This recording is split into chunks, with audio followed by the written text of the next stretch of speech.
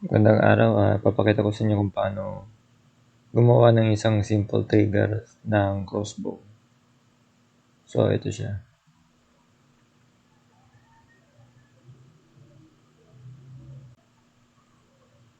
Ito yung trigger niya. May spring lang siya dito.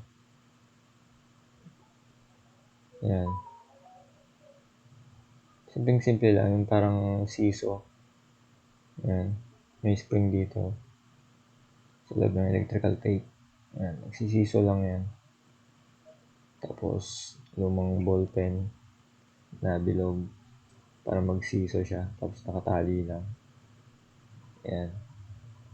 Tapos, aangat siya. Bali, papakita ko sa inyo kung paano siya mag-trigger. Yan. Kapit mo lang siya dito. Yung string, may alambre. Yan. Nylon string yan. Tapos, iangat niyang ganyan. Yun lang siya kasimple. Siso trigger.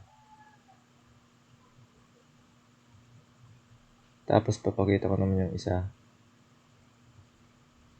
Yung mas pinasimpleng trigger. Ayan.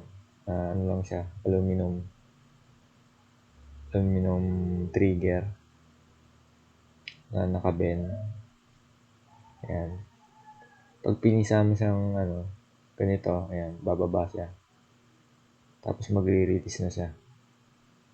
Ayan. Pero ito, bubutasan ko pa yung sa gitna ng pinaka-release niya. Ayan.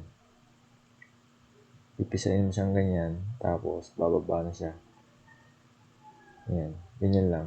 Ganyan lang kasimple yan. Ayan. I-release na yung pinaka-string niya. Ito bubutasan ko pa dyan. Banda. Ayan. So, ganyan lang yan kasimple. Pero ang mahirap dito yung pag-bend ng aluminum. I-bend mo talaga siya sa shape ng ganyan. So, yun lang po. Like and share and subscribe to my YouTube channel, guys. Para sa iba pang crossbow videos.